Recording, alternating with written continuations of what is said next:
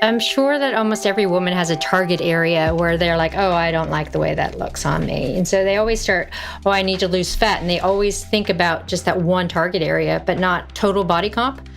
And if we make that switch into building lean mass, then they can focus on all the, oh, look, I've got some deltoids, right? It takes the negative scope off your self-awareness or negative self-talk, and you start building more positive self-talk around what you're doing. Welcome to the Betty Rocker Show, the place to be to nourish your mind, love your body, and rock your life.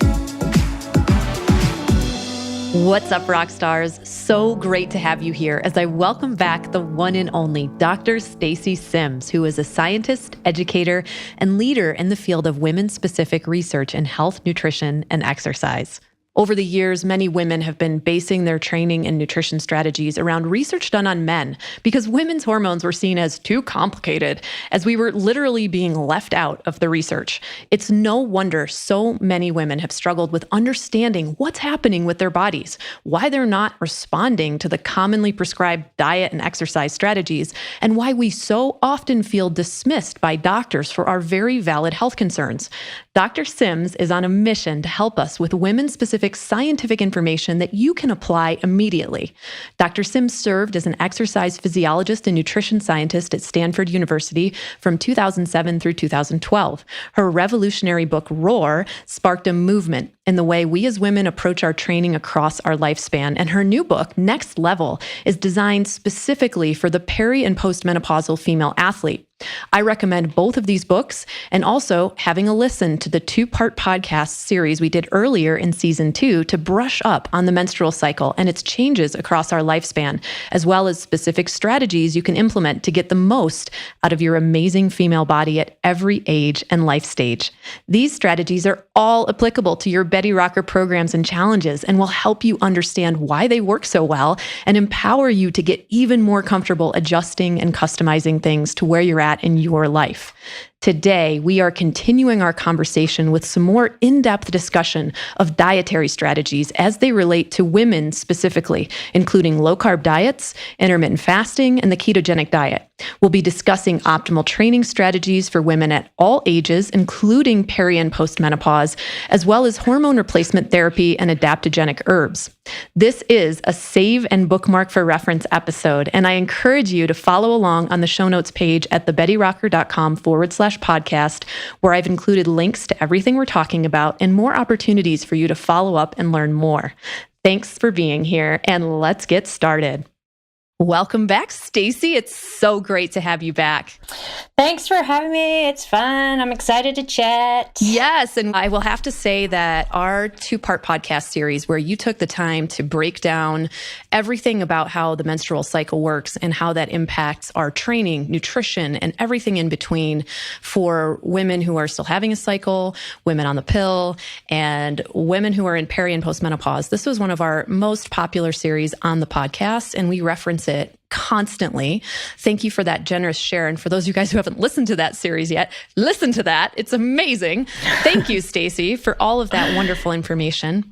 You're welcome. You're welcome. It's all about empowering and educating people, so that's fantastic. 100%. And your amazing courses, which I have taken now, both of, I'm also a member because I am just soaking up as much knowledge as possible. The first course that you guys should check out is the Women Are Not Small Men course.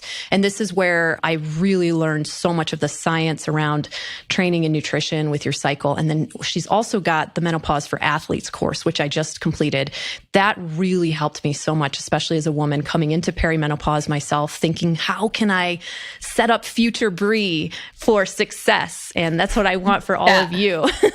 So helpful. Exactly. Yes. How can we set ourselves up? Like, this is the question, right? Right. And I had that question yesterday, like, what drives me for this? And I was like, it's not necessarily like the physicality of all the changes and how do we set ourselves up for the physicality, but it's empowering women to break down the cultural stereotypes that your life is over when you hit menopause. Oh my gosh. For the most part, right? Like everyone's like, oh, it's the change. It's like, we're the same person.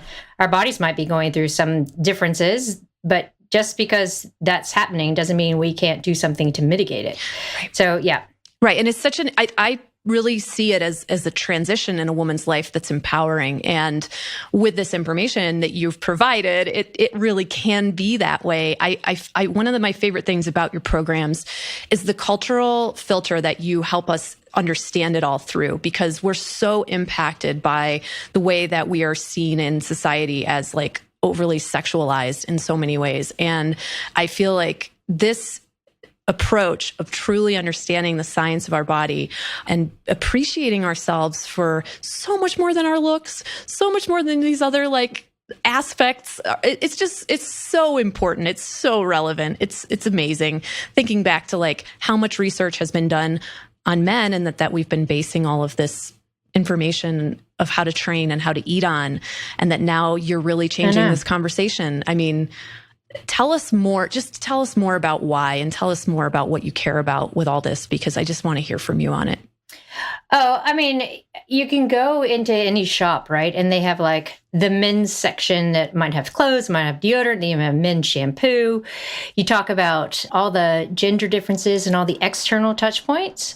But then when it matters most from the cellular level for health, performance, whatever that means, having even energy to do all the things you want to do, no one talks about that. Like no one differentiates. And we see that not only in sport and exercise and fitness, but we see it in biomedical research. We see it even in cellular models, like right down at bench science.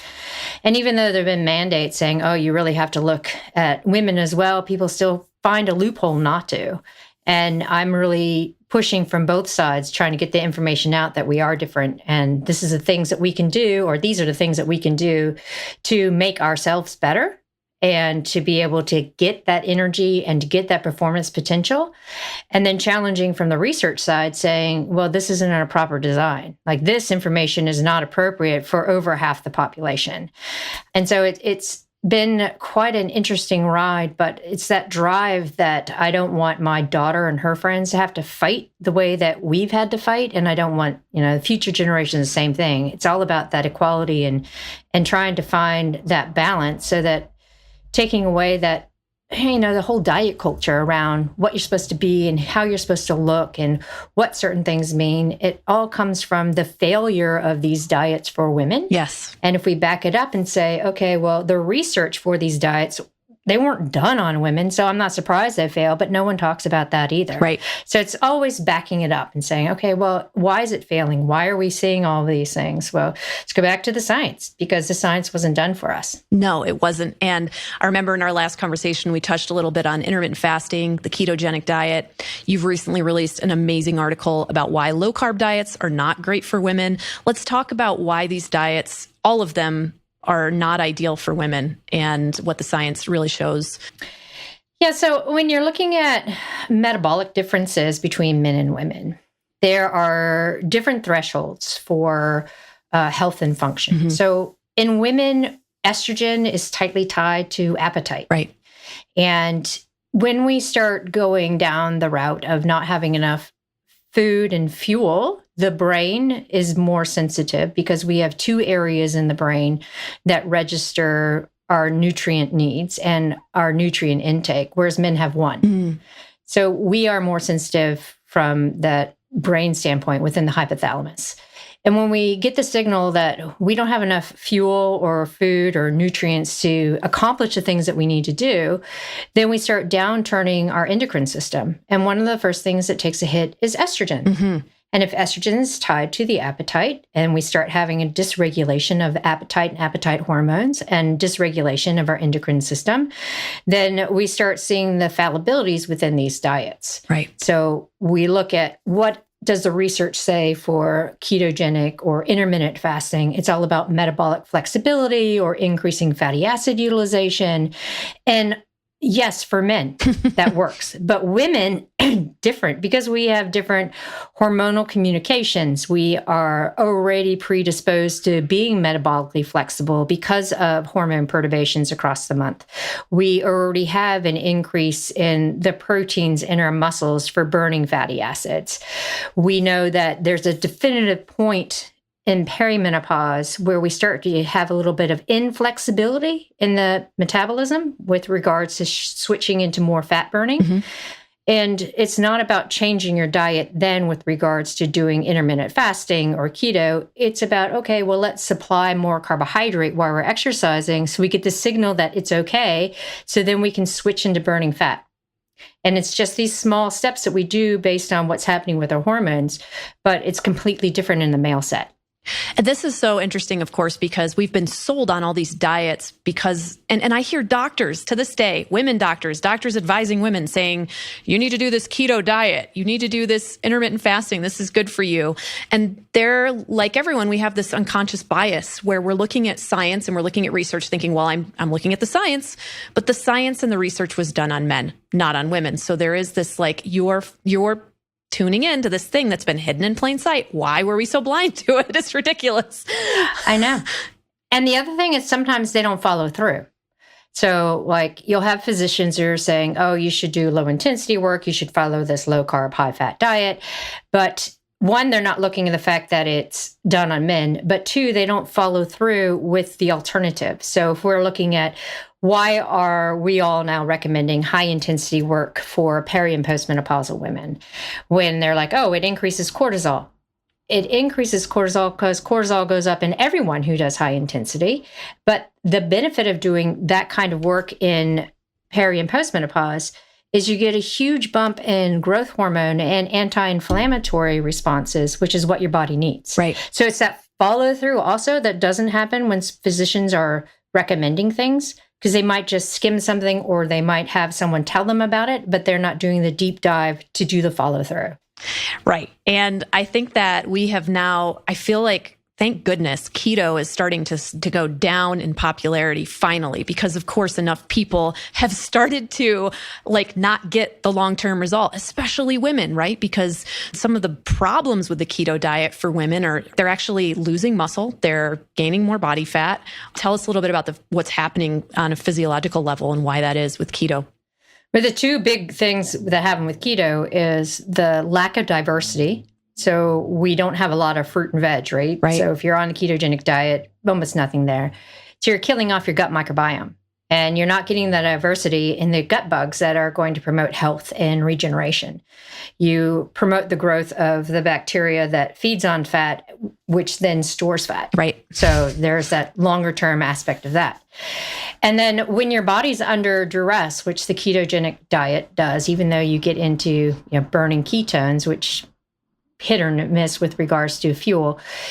It's the only fuel available, so that's why your body burns it. But it also really taps into burning muscle because when muscle is being built, you have a plethora of things that go into it. So you have amino acids, you have glucose, you have all these parts that then can be broken down to then be rebuilt somewhere else. So if your body's under duress and stress and you're not getting enough protein and you're not getting enough carbohydrate, the first thing it does is go, I'm burning off this muscle because one, it's metabolically active. And two, I need those building blocks for my heart or my lungs, for all these other things that need to be regenerated. Yeah. And like, this is what's so sad too, is right, because a lot of people are still measuring their progress based on a weight on the scale instead of, body composition. Right. And maybe some other factors like energy, sleep levels, like how are we fitting into our clothes, for instance, if body comp is a goal and we don't have like the another way to measure that. I think that's like a big misstep when it comes to measuring our progress is measuring the wrong things.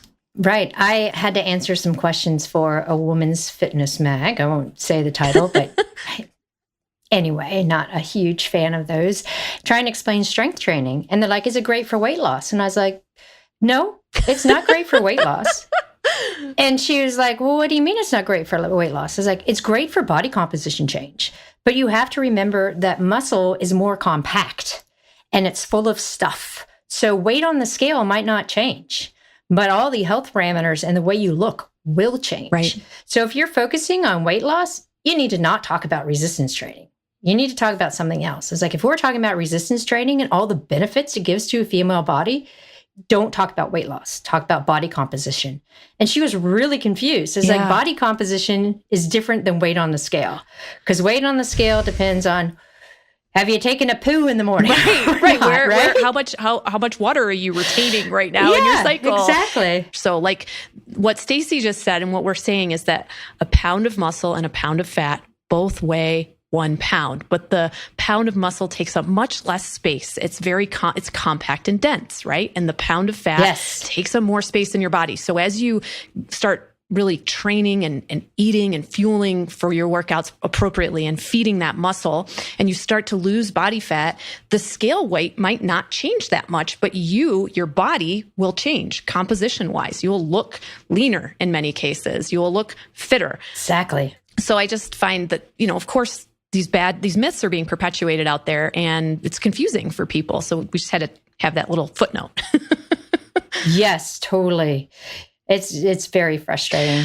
So let's talk a little bit about low-carb diets, because your article referenced some really interesting research, and it brings us to the conversation of low energy availability and eating around your workouts, which I know those are a lot of things all in one topic, but they are all very, very related. So why are we still demonizing carbohydrates? And let's define what we mean by the carbohydrates we want to optimally fuel with, and the ones that we want to save for, like, our special treats, et cetera, which we don't want to demonize either. Right. So before I get into that, I will say that we are trying to find pictures for that blog, and we're using Shutterstock. If you put in carbohydrates in Shutterstock, all you get are all these women like going, no, with the big X's, and everything's like anti-carb. I was like, oh my gosh, this is ridiculous that this has gotten so far that even try to pick up a picture with carbohydrate on it, people are afraid of it because it's been so demonized. It's like carbohydrates are good. Women need carbohydrate. Our whole body exists on the fact that we have carbohydrate, we have fat, we have amino acids, and the body fluctuates between what it uses for when. And if you are not having enough carbohydrate, you have greater inflammation, you have greater oxidation, and you have greater signaling to not build lean mass. You're in a greater breakdown state. So when people are like, oh, I don't do carb, I'm following low carb, and yet I always have these upper respiratory tract infections, or I'm always tired. It's like, well, one, you probably aren't eating enough to fuel for what you're doing. But two, not having carb is giving you these residuals that make you feel flat and lethargic and sick all the time. And when you start trying to explain in a low energy state, people just get really confused. So when we talk about low energy availability, we're looking at what your body needs to exist in a day. When you get up just to walk around, you need some more calories. When you start adding training and stress, you need even more calories. But when we talk about calories, I'm not a huge fan of saying, oh, you need 300 extra calories because you did an hour of weight training. That's right. Because it doesn't work that way. We talk about it as, let's look at the nutrient density. And if your body's under stress, which it is when you're exercising, you need to fuel for that stress. Because the object of creating that stress is then to allow your body to be like, okay, that was a signal, that's a stress. I break these things down to get that workload, and I want to learn from that to get stronger. Right. But if it's going, oh my gosh, how do I handle the stress? I don't have any kind of fuel to handle that stress. It creates a greater negative stress, meaning that you're not going to adapt to your workout. You're going to stay in a greater breakdown state. Your body's going to be in a sympathetic drive for a much longer period of time. And when you wrap these things up, the end result after even 3 days is your thyroid takes a hit and your metabolism starts turning down. So that's the low energy state. If we're trying to do a little bit of calorie restriction, don't do it around training. Right. That's the other thing that gets me mad, right? You see all these diet trends, like we talked about, intermittent fasting, fasted training, the low carb stuff, all of that is compounding the stress, but not from an adaptation standpoint, but at a sympathetic drive and a breakdown standpoint. So if you fuel in and around your training, then if you need to have calorie restriction for some reason, you do it far away from training, preferably before bed. So don't have your after dinner snack, or don't have a late dinner, because then that works with your body's rhythms and allows you to get better body composition and a plethora of other energy positive energy related aspects. Oh my gosh, that was just such an amazing explanation. Thank you, because I'm literally I feel like a broken record, and I know you probably do too, because women are so conditioned when they're saying I want to lose weight, but they really mean they want a body composition change. They're feeling like I need to exercise more and I need to eat less. And so the low carb diets, the intermittent fasting, all these diets where you're restricting things, they play into that sense of like, I need to eat less to be smaller beautifully. They're making people feel like, oh yeah, that's the right path for me to take. And the exercise more thing, what you just described of the adaptation that we need to have in this positive stress that we get from exercise.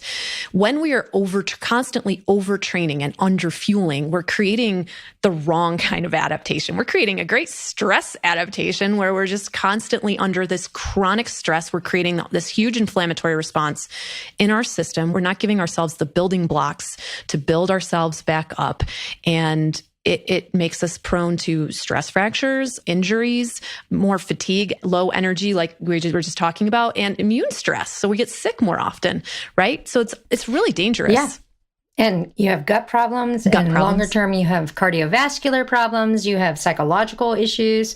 So it all comes down to energy. Like the thing about the diet industry, like losing weight and being smaller, is I get frustrated because women shouldn't have to disappear. That's right. Right? And so when you're pushing to be smaller and smaller, why? Like, what is the weight on the scale doing to like make you better for society? It's not. It's not. It's like, why do you need to shrink for society? Right? So I get really frustrated with that whole cultural push to you have to be a certain size. Yeah. And it's like we were watching Graham Norton, which is a UK comedy late night show. And they had Minnie Driver, Courtney Cox, and then two other guys. And they're all around the same age. And I think Courtney Cox is now in her late 50s. Mm-hmm. And you look at the guys and they look like normal men who have aged appropriately. And then the women completely done up and super, super tiny, right? And you could barely recognize them. And it's like, well, that's the cultural influence of what you were supposed to look like, because you're not allowed to age, you're not allowed to change. And it's a whole incredible pressure on women to be a certain tiny size and not take up a lot of room. Frustrating. It's so wrong, right? So I know. I just want to say loud for anybody listening, you can take up as much space as you want. Your body can go through all these awesome seasons. You are beautiful, amazing, strong, smart. Give yourself absolutely every affirmation that you think of right now, because you're all of these things. You're a woman, you know, hear me roar and roar. Your book is so helpful for all of this knowledge piece, all of these pieces that we need to remember all of these things. It is, especially seeing this new generation, this next generation, and watching them go through these struggles. They're coming directly from the modeling that we have been doing, right? So we have to. I know. Yeah, we have. Yeah, and their peers. And their peers. Yeah. And their peers. Yeah, because my daughter came home the other day going, Mom, and she's 9. And we always talk about doing strength training to be strong and eating, like so all the things, because I want her to have positive image and self-efficacy. And she comes home and she says, Mom, I need to eat less because I need abs. I'm like, what? Oh my gosh. What are you talking about? And it's because she was hanging out with one of her friends whose mom is in that whole culture of eat less, exercise more, look a certain way. So I like sat down with her and talked through it. And I was like, so let's see how strong you are. And she's like doing push-ups and showing her biceps. And I was like, and if you start doing that, your abs will be ripped. It's not about eating less. It's like eating so you can be strong. Yeah. So then she went and told her friend that. Because like to your point, to what you told your daughter, which is amazing, by the way, amazing. The byproduct of this proper application of nutrition and nourishment and the proper application of balance training is the byproduct is this freaking aesthetic goal that you're probably going for in the first place, but we're not getting to it the smart way, and we're not getting to it in a sustainable way, and we're not able to maintain it throughout, because going back to like the diet strategies we were talking about, you'll see, I would get pushback from people when I would talk about keto or IF not being ideal for women. And the reasoning was, well, I had a great result. And I'm like, yeah, but have you measured your body composition, right? Because they're losing a lot of muscle along with any body fat. And we want to preserve that lean muscle. It's precious. It's like such an important aspect. A lot of women get really afraid of when we say, let's add muscle. I always have to say add lean muscle, because if I say lean, then they're like, okay, I'm not going to get bulky. And that's what I'm trying to remind them of. Like, it's not about, and hey, if you get bulky, you go, girl. If that's your goal, good for you. Like, everybody can have a goal that is their goal. Like, I just know that a lot of the women that I'm talking to are looking for, like, they want a lean mass look, right? And so, but they're worried about training and eating because they just have the completely backwards idea of how they're going to get there. And so that's why we get that pushback. Yeah. And I will say that it is incredibly difficult to get bulky. Like, so you have hard to focus on getting bulky, eating a lot, to eat so much, doing lots, eat so much.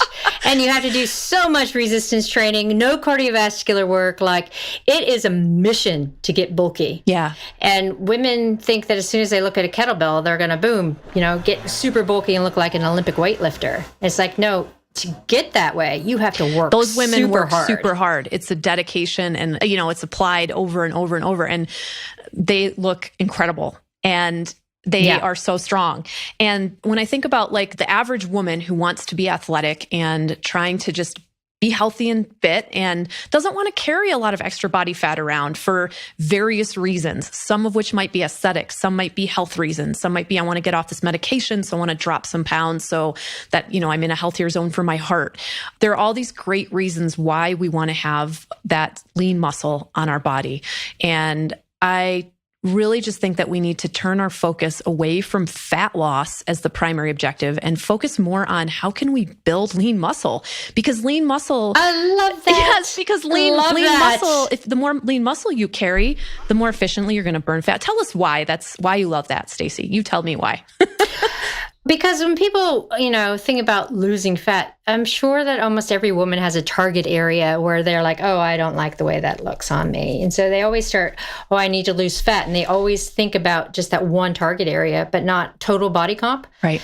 And if we make that switch into building lean mass, then they can focus on all the, oh, look, I've got some deltoids, right? It takes the negative scope off your self-awareness or negative self-talk. And you start building more positive self-talk around what you're doing. And the other thing about lean mass is when you start aging, it's really, really difficult to build lean mass and keep it. But if you want to be someone that's living by themselves and being self-sufficient when you're in your 70s and 80s, you got to think about what are you doing now to have that quality of life then. Yes. It's not about right now, like, winning a 5K or a CrossFit Open or anything like that. Sure, if that's what your goal is at the moment, but thinking of that long term.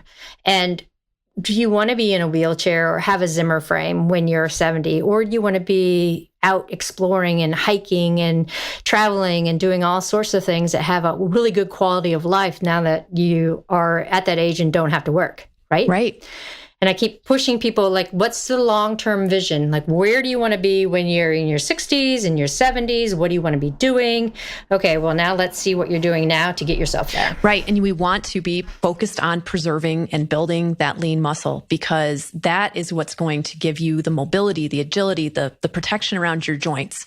And we've also learned that our muscle is an endocrine organ, right? So it's secreting cytokines. Every time we engage in a rep against resistance, we're signaling our bodies for better immune health, for a stronger system. And you'd say it in a way more sciencey way than me. I'm just saying it the way I say it. I love it. It makes so much sense. If I were to say it, you'd be like glassed over going, what? Never. Because I imagine all the different molecular things that are signaling to make it happen. Amazing. But basically, yes. You have such an amazing way of teaching. I love learning from the courses and being able to share that with all of the incredible women who I have the good fortune to be a part of their lives and to have some impact on, because I feel like this is the conversation that we all need to have with each other. And we need to share this information because, we only get we're here right now. And what can we do? We're always thinking about what's our why? Why are we training? And I love what you talked about the future self, because this is a really personal part of my own why. I'm always thinking about myself in 20 years and how can I set myself up for that future Bree? So if we're talking about future Bree, she's going to be 65 in 20 years.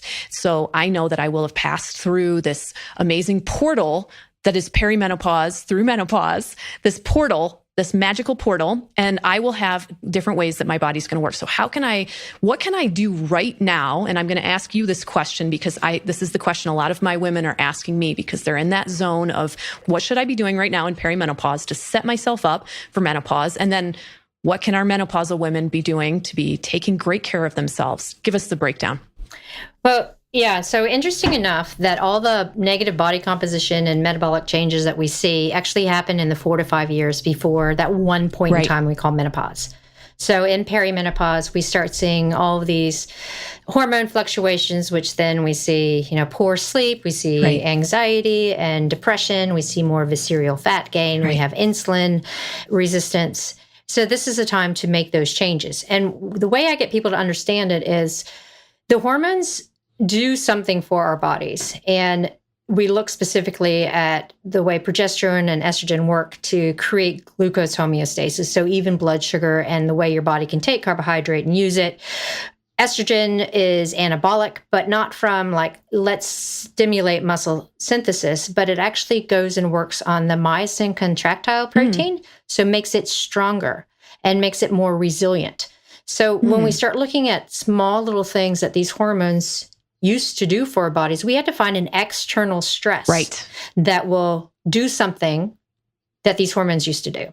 So when we look at, from a muscle integrity point of view, we want to find something that is going to affect the myosin contractile protein and make it really resilient. So what is that? It's not doing 10 to 15 reps of a lightweight, because that's more that hypertrophy of ripping the muscle. Right. And we don't want that. We want to have that neuromuscular connection so that we have a very strong stimulus to gather as many fibers for one contraction for that strength. So we have to lift heavy. We have to really no heavy cardiovascular stuff, right? So it's really that low rep, high weight, sitting for 1 or 2 minutes between sets, right? So you're really, really dialing in that neuromuscular, because that is how we maintain that muscle integrity, that neuromuscular component, strong contraction. If we're looking at following it up with a good dose of protein to also get muscle protein synthesis and lean mass, we need to, because there's normally 3 pathways for muscle protein synthesis. But when we lose estrogen, we lose one of those pathways. So now we just have mechanical stress, which is your lifting, and nutrients. And amino acids are very critical. So you need those two to do what 3 pathways used to do. So again, following it up with a good hit of amino acids with that leucine content to then be able to get the same stimulus that estrogen used to help with. When we look at blood glucose control, and progesterone and estrogen both tie into glucose homeostasis and help with insulin sensitivity. And when they kind of drop off and we have that insulin resistance, we need to look at the muscle and be like, okay, well, how do we signal the muscle to pull that carbohydrate in if we don't have insulin, if we don't have the stimulus of estrogen, progesterone to help push it in? We see that there are these little gates called the GLUT4 gates, and you can really stimulate them to replicate and get more of them if we have a really strong explosive power. So this is where plyometrics come into play, because it's a very strong, immediate, fast stress that your body is like, I need fuel. I need it quickly. I can't wait for all these other little pathways. I need to, boom, open up these gates, pull that carbohydrate in so that I have that immediate fuel for the explosive power. And then after your plyometric session, this is still going to be an epigenetic change in the muscle. So you end up with greater insulin sensitivity and ability to pull in carbohydrate and reduce the stress on the body from high blood sugar. So these are some of the things that we think about, like what are the stresses that we can do that support our body in the way that these hormones used to. That was an incredible synopsis of this massive amount of information that you have broken out into this entire course. So I hope you guys were paying attention because that was just an amazing synopsis. Thank you so much. And I want to back it up for a second and talk about, okay, so when we're having our regular cycle, we have the perturbation of estrogen and progesterone. They change throughout the course of our cycle, right? So at the beginning, when you were saying we're in that more anabolic state where we're able to build more muscle, that's when we have estrogen is the primary player in the system. And then after we ovulate, progesterone rises, estrogen then jumps back up again. And we've got like both of those hormones, but progesterone has a specific effect. And that's why it dominates. And that's why we can hit those PRs and we can go hard during that first part of our cycle when it's just, estrogen's the feature, right? And we want to start ramping it down in the second half. But all of that is around the whole process. Like it's easier in a sense. It happens more naturally, I guess I'll say, the building of muscle and the burning of fat when you are in this state where you're cycling.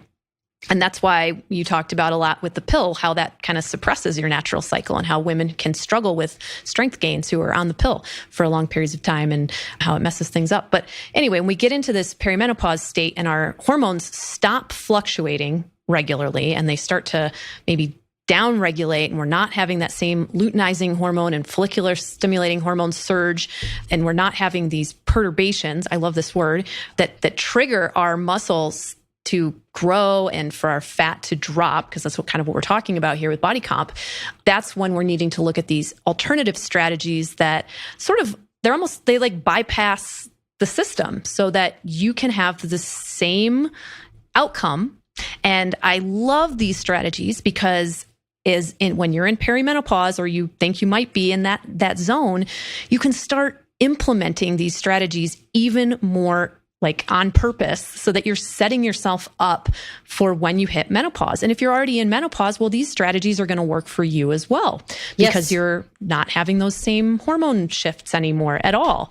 And I love that it's all about resistance training and high intensity interval training, which is, where we get the plyo piece. Mm-hmm. And it's not just this like sustained constant cardio. It's not doing endless workouts, because I'll have a lot of people who are like, well, I'm doing 2 of your challenges at the same time.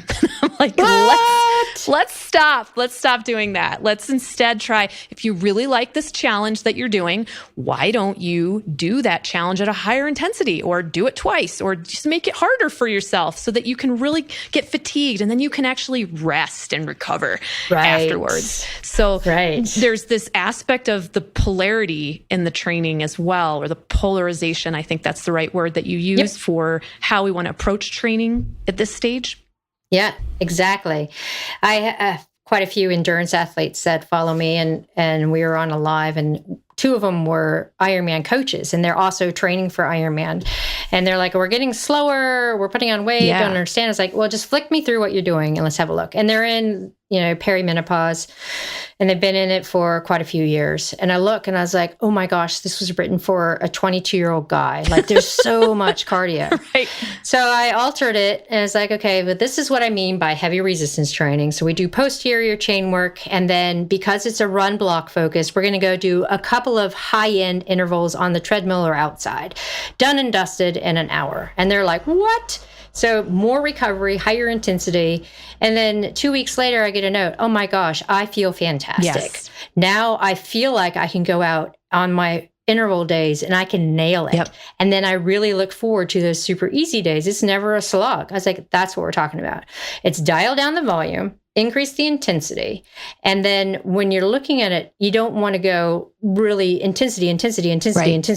We're not doing like 6 CrossFit days or 6 boot camp days in a row, right? Because you can't go full gas that way, right? It's the whole idea of going hard when you need to go hard and backing it way, way down to super easy and getting out of that moderate intensity zone that does no one any good. Right. And this is why, like, one of the biggest concerns that I address frequently, like over and over, is like, I'm not seeing results and I'm eating low carb and I'm doing 2 of your challenges. And I'm like, whoa, time out. Let's slow it down. And it's very hard to get around that mentality of these things. But with the science, and there's been some great research articles about like, here's how much protein you actually need, because the minimum daily requirements are very low, but they're designed for someone who's sedentary at a baseline, right? They're not designed for people who are active.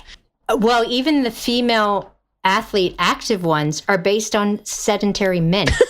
What the F? Like, I know. How can they get away with that? Excuse me? Not even like dudes that lift weights every few days. Like, no, sedentary men and their protein requirements become what active women need. No. I was like, oh, no. We got to look into this, man. And it's true that as we age, we don't absorb the amino acids from the protein that we take in as readily. So this is part of why. So like a lot of this stuff applies to women who are still having a regular menstrual cycle. You too need to back off on your training and take rest days. It's not like you can just go 6 days straight, 7 days straight. You too need rest days. And you also need a good amount of amino acids from protein intake. But as we get into this peri and postmenopause, we need more of this. Like we need to be even more dialed with this because we're not absorbing as much. Yeah, I know. And our muscles are more anabolic resistant. Right. So you need the protein, you need the mechanical work in order to keep progressing in the direction that you want to. And anabolic resistant means that they are not as prone to want to grow as much, just in case that was not a word that you were familiar with. I wasn't always. So I just wanted to say it in case anybody was listening and wanting to follow along because you're dropping nuggets of gold here, Stacy. So one of the things in your course that I found super interesting, because of course I love adaptogens, was some of your discussion around the wonderful adaptogens. And of course, there's a lot of different things that women can look at as they're going through the magic portal, the transition between peri and post menopause. And some of those are hormone replacement therapy. Others are supplements. And I wanted to just kind of touch on both of these. And I'm excited about the adaptogens, but maybe we should touch a little bit on the others' focuses as well for a moment. Yeah. So it seems like the automatic response for someone who's struggling with perimenopausal symptoms. So might not be hot flashes or night sweats, but it might be the increased anxiety and sympathetic drive, higher heart rate, body composition changes, no sex drive, some of the other like less known symptoms of perimenopause. And they go to their physician and they're like, you're going through perimenopause. Let's put you on something. Right. We'll put you on an IUD with estradiol patch so that you have hormones. And again, these synthetic hormones don't do what your natural hormones do because they're just a little bit different. Right. And when we look at hormone replacement therapy, they're a tool in the toolbox, totally a tool in the toolbox. Not dangerous. So if you not scary, not dangerous, not scary, they're very beneficial for a lot of women who just can't have quality of life without going through this transition with some help from hormones. I want to just weigh in and say that I was using them for a transition between when I was getting better from mold and getting through a really difficult time. And then I transitioned into adaptogens. But I just want to share that with you, Stace, because I've had this experience. And I just want to say to you ladies listening, there's nothing dangerous about hormone replacement therapy. You just want to be working with a good doctor. Right, exactly. Yeah, totally. But then there are some women who are having some issues, but they're not wanting to go fully into the hormone replacement therapy. Right. And they're looking for alternatives. If they go to their physician, they're going to get pushed to take these hormone replacement options. And some of them are like, well, I'm a little bit hesitant because they are hormones. Right. So then we look at things like adaptogens. And adaptogens are botanical compounds, so they're plant compounds, and they have very bioactive components within them that, ironic or interesting enough, actually work with our stress hormones and work with our steroid hormones. So if we end up with too much testosterone and not enough progesterone, what happens is our estrogen receptors get overstimulated. But if we're taking something like ashwagandha, then the ashwagandha is very similar to what estrogen does. So it makes your receptors not as sensitive. So you don't have as many responses. But it's not a drug in the fact that it's replacing something or building up. It's actually a chemical compound within the plant that works to kind of read what's going on in your body. So it complements instead of taking over. Right. And they're not just for perimenopause. They're across the board. Like girls going through puberty and having lots of high stress, they might need to use some ashwagandha, or maybe they have to use some reishi mushroom just to get a little bit of balance and handle on things.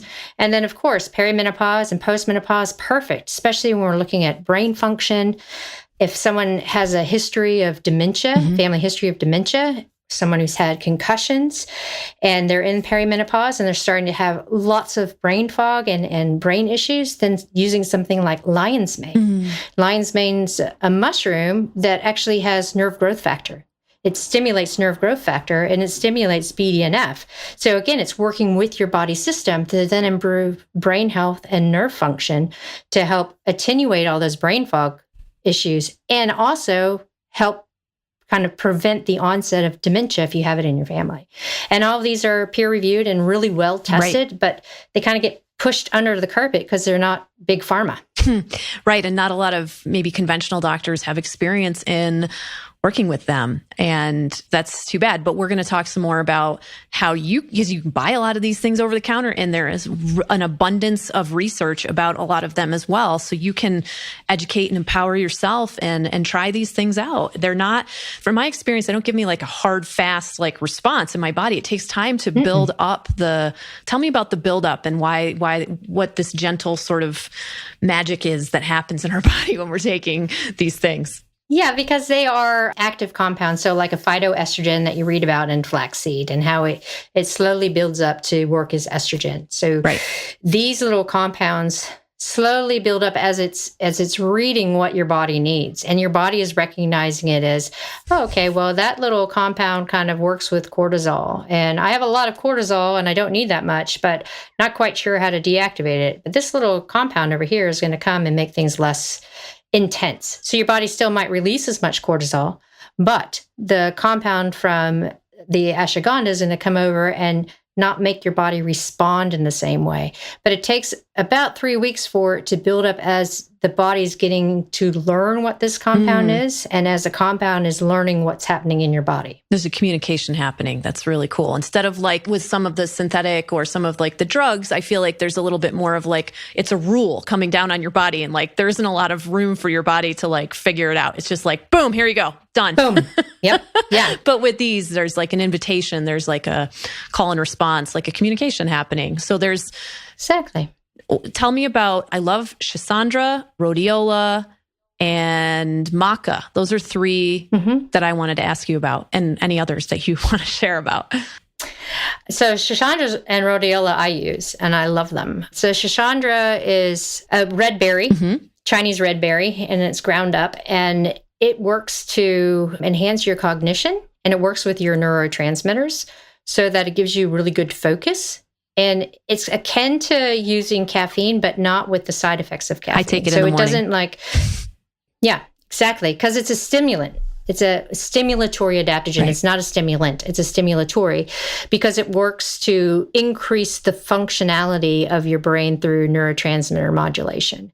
So people who are having brain fog or they're having problems concentrating, they use Schisandra, and it's all of a sudden a few weeks later, they're like, wow, I can actually sit down and concentrate and my brain's not all over the show. I can remember things. And it really does work on that whole cognitive focus. Rhodiola is interesting because it can go 2 ways.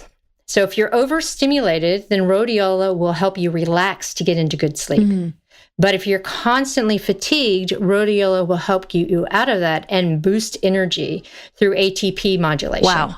So if you're overstimulated, then it's going to help reduce that high bioenergetics of ATP conversion.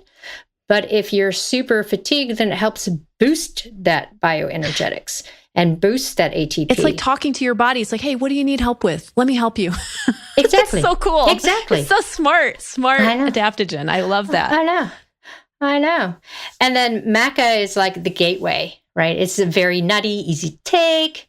And it's kind of like the all over where it works with your hypothalamic pituitary axis. So your stress, your adrenals.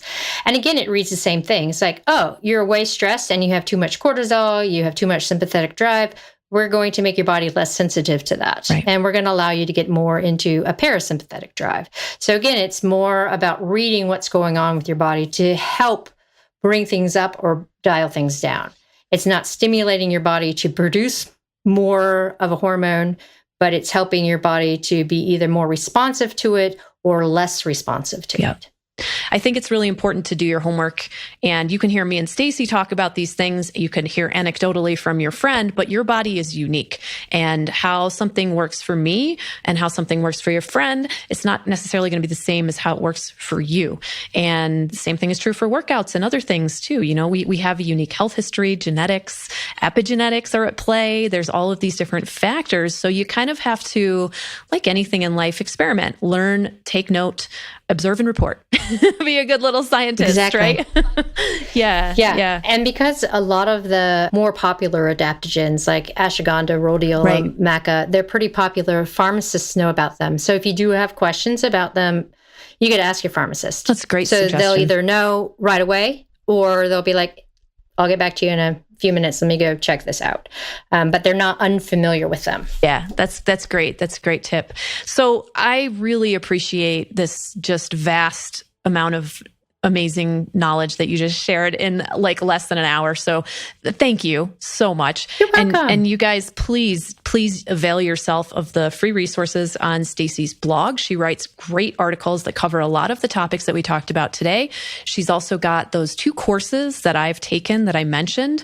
And while I feel they're sort of a little bit marketed towards coaches, I also think that they are completely understandable and applicable to anyone who's interested in this type of knowledge. So I would not discourage you from taking it if you're not a coach. We actually don't have a lot of coaches. We have a lot of health practitioners and women who are just interested. Health practitioners. Let's get more health practitioners in there. So I know. I've had quite a few endocrinologists and MDs because they were about the female space. So that's good. And then the Menopause for Athlete course, most of the stuff we talked about is disseminated down even more into our new book that comes out on the 17th of May. And we will be sharing that with you guys. Can't wait. And you may be listening to this podcast after the book's been released. So there'll be a link to get the book, and of course, links to all of Stacy's great stuff on the show notes page as well. And you can find Stacy on her Instagram at Dr. Stacy Sims. I just absolutely recommend you follow her and get as much knowledge and information as you possibly can and share it with your friends. Tag your friends, share the blogs with your daughters, your sisters, your doctors. Like, let's get this great information out there and empower women more and more because, you know, we deserve it. We are worth it. That's right. That's right. Yes. We want to take up space. We don't want to become tiny. Yes. Take up all the shrinking. Space. Take up the space. Be loud and get what you need. Thank you so much, Stacy, for your time. It's always great chatting with you. Thanks for coming back and sharing more of your awesome knowledge with us. And thank you for listening. I'm sure this was a lot to think about and consider. Be sure to check out Stacy's newest book, Next Level, designed for the peri and postmenopausal woman, and her first book, Roar, designed for all of us.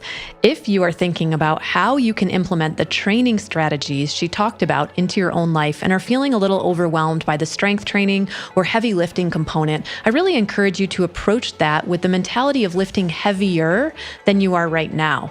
Really remember, it's all or something, not all or nothing. If you're brand new and you're just starting to exercise frequently, build a solid base with my foundational bodyweight programs. If you've built a strong foundation or base with bodyweight workouts, consider adding in dumbbells for extra resistance. If you've been in a rut with light dumbbells, consider going up in weight with what you're currently using so you can't do as many reps. Once you get to the point where you can't comfortably hold the dumbbells, feel like you could challenge yourself further, that's when it's time to try out barbells and adding weight with weight plates. There is a progressive aspect to this, so don't feel like you need to go from 0 to barbells or that there is only one way to progress. Dr. Sims and I discussed this in the first 2 episodes we did together, that going heavier is relative to each of us.